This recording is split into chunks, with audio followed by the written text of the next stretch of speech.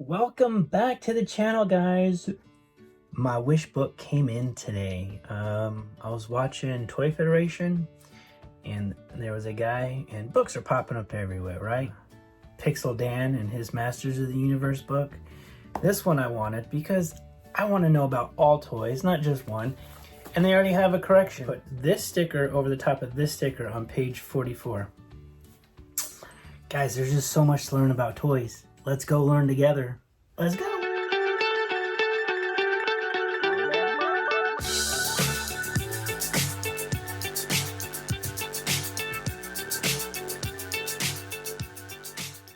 Welcome back to the channel. This is the Superstition Grand Antique Mall. It's the site of our flea markets that we do during the winter.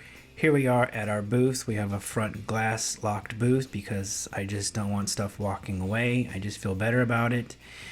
I am getting a 31-inch Darth Vader ready to be sold, and I've sold like 4 or 5 of these guys. I picked them up at Goodwill for $4 or $5 and then dropped them in for $50, and they always sell.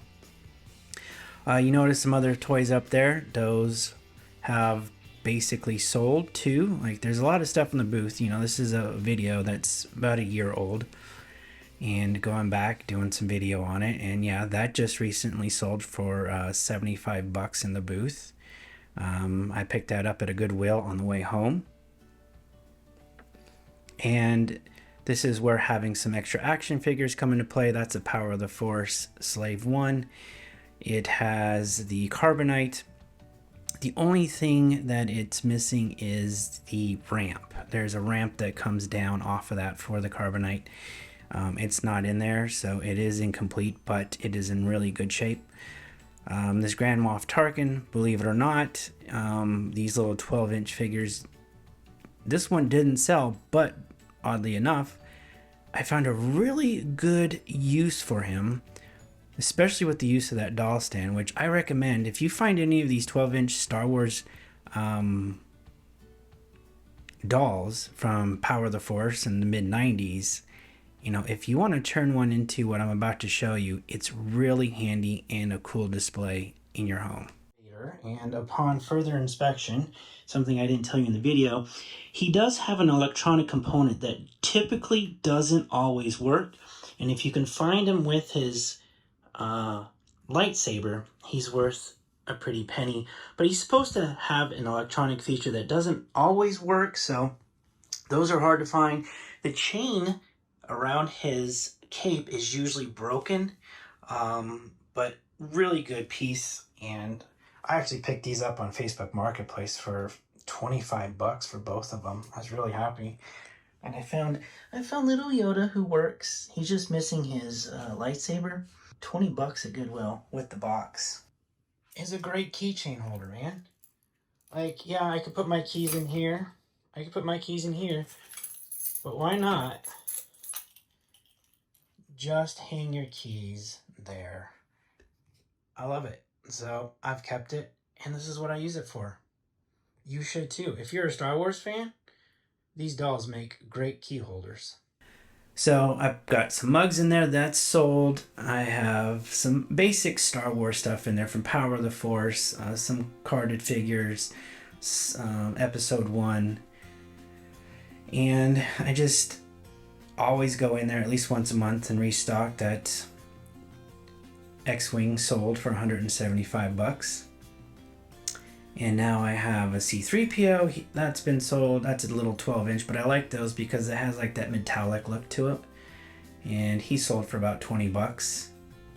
We've been in this booth for about a year, and we do get some pretty steady traffic because, you know, we've stocked it with some similar stuff with toys and whatnot. But you can see I try to stock it with different things to bring in different people, and I've actually recently just put in some dolls and things like that. But a lot of the Star Wars stuff you see here has sold and has moved on. I can tell you that whenever we get some really good Batman stuff or Star Wars, we will put that in there and it will go pretty quick because we do have repeat customers who are constantly looking for that type of stuff.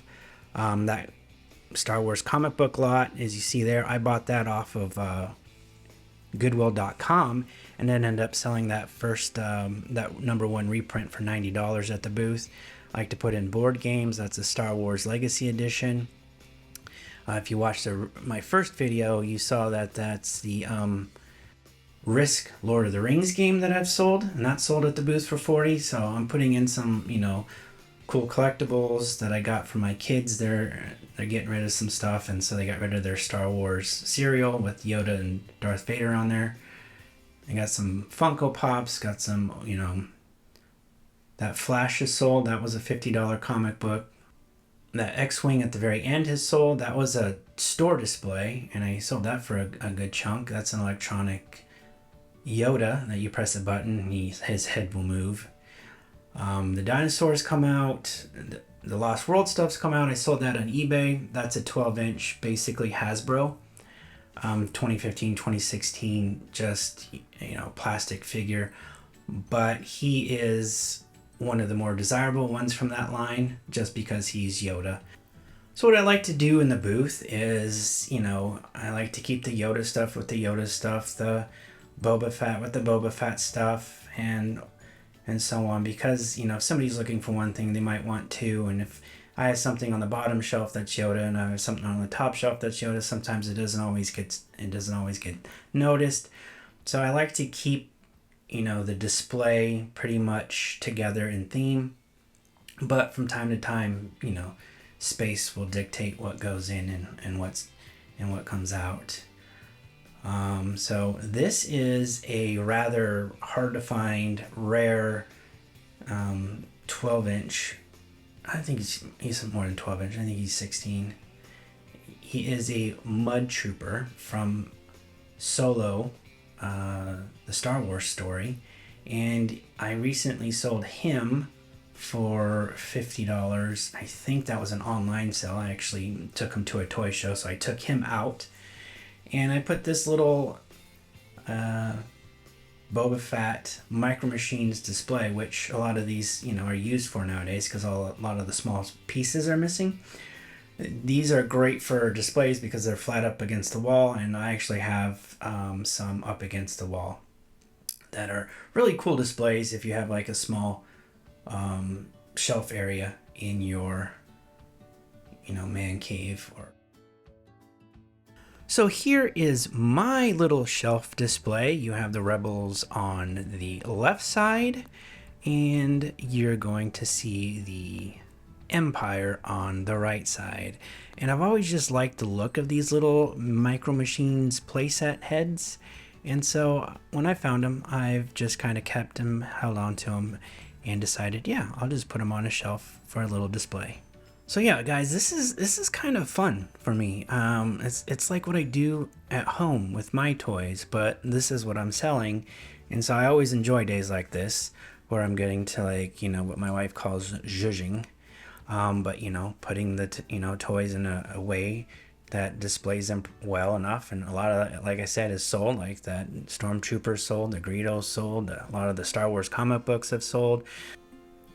The Naboo Starfighter has sold. That was $90, and then you see some of the 12-inch, what I call dolls, because they do resemble dolls, but they are 12-inch action figures as well.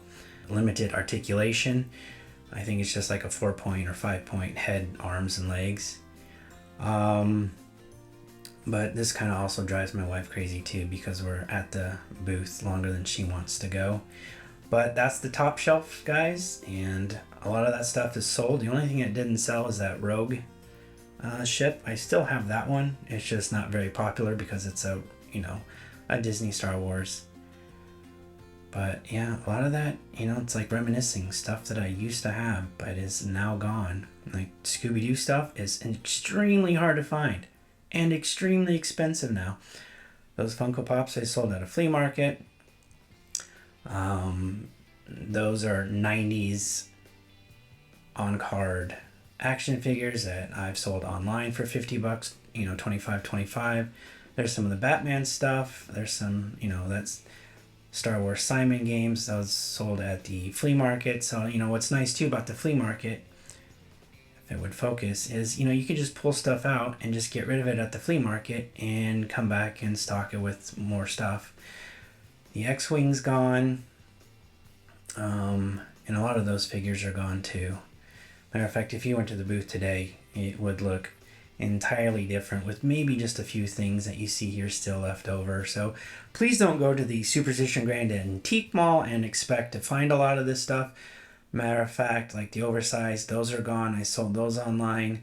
You know, that's the one thing that you have to think about too. Like a lot of this stuff I actually have online, and I try not to do that. I try not to have stuff in my booth that is also online, because then you have that extra added expense of driving, but then I just turn that into a sourcing day.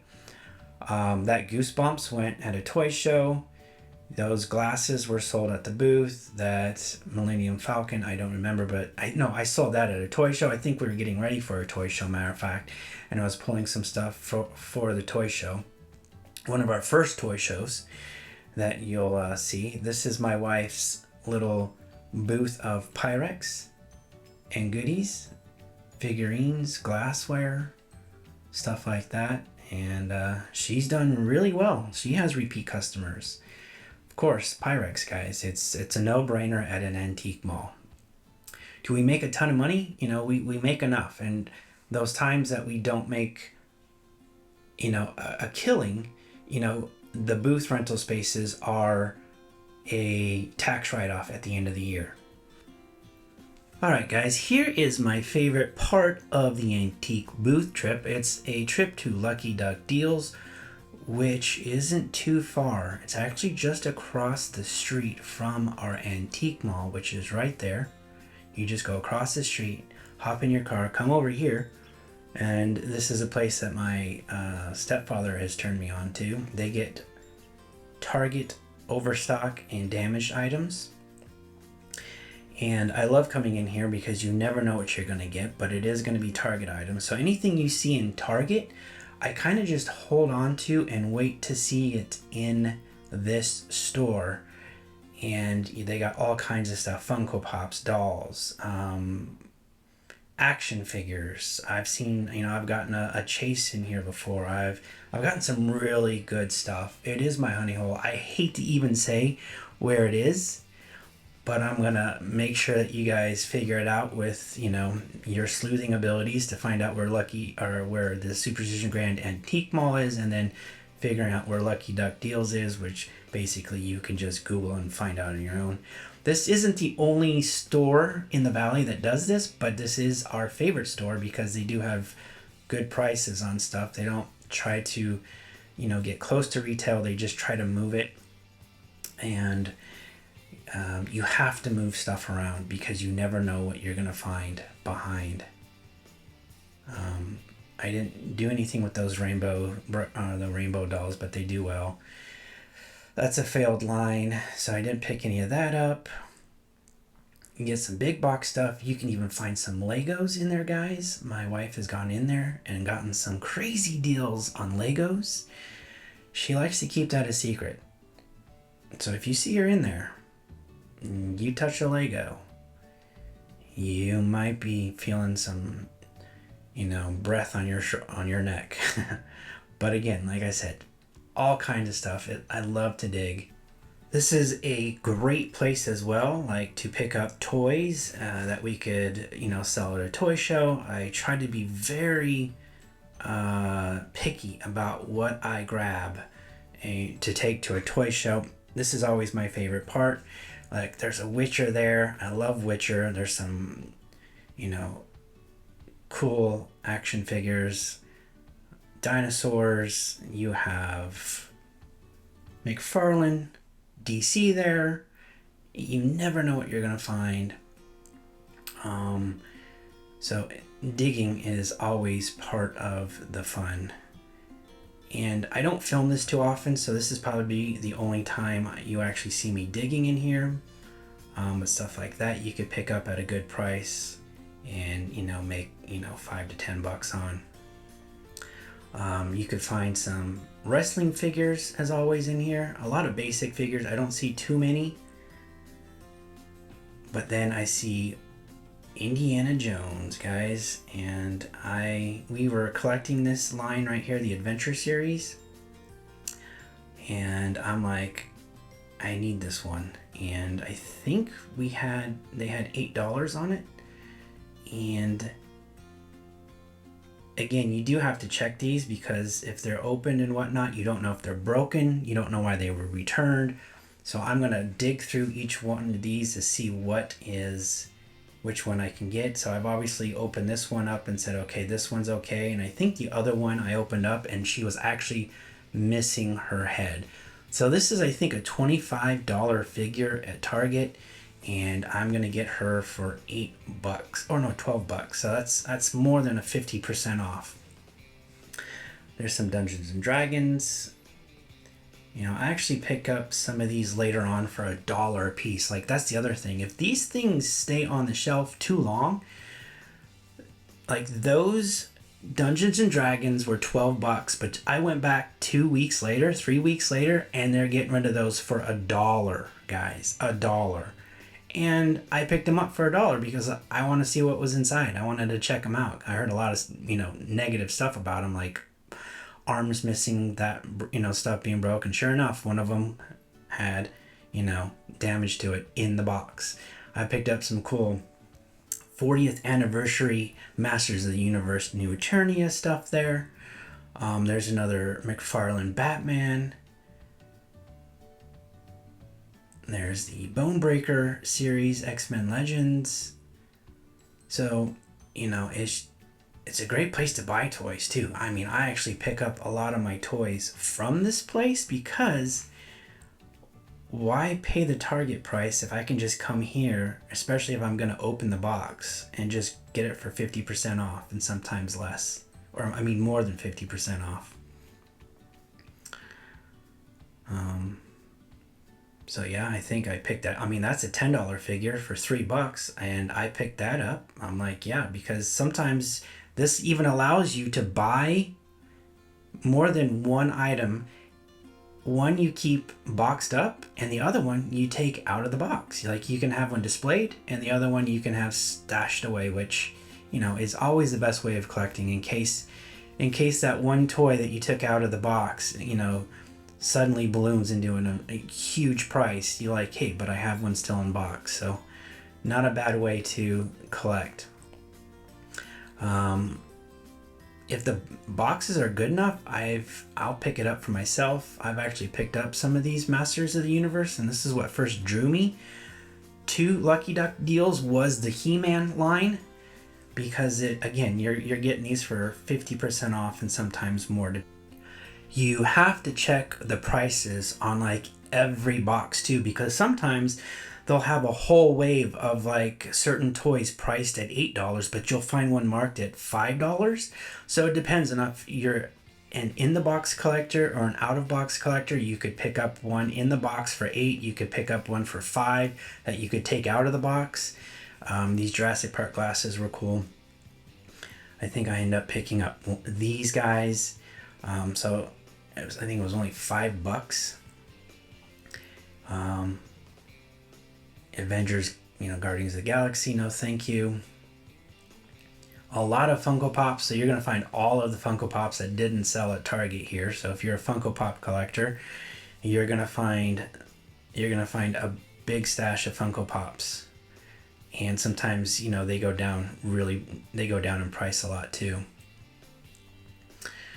So both sides, I'm checking both sides. Like I'm checking everything I can. It's not always put in a, it's not always, it's disarray. It's disarray. You go in there, you have to dig. Like, you don't know what you're going to find behind other boxes. They had a lot of those Masters of the Universe. I only pick up certain characters. I only have so much room.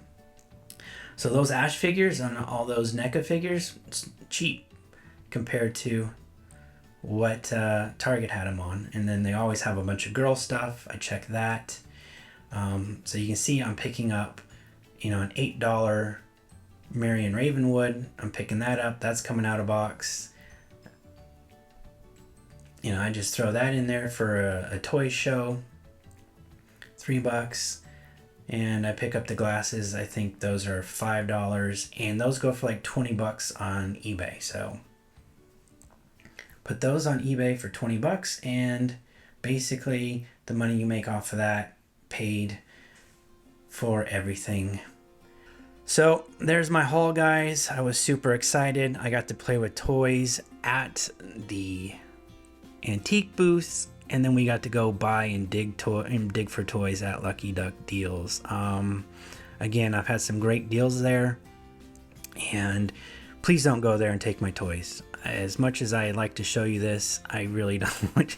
Like, I guarantee you, I'm not the only one, and I know of people who come from all across the valley to go in there and they binge. I've seen it. I've seen people walk in there and go, we're only here once a month, and they buy out $200 worth of toys.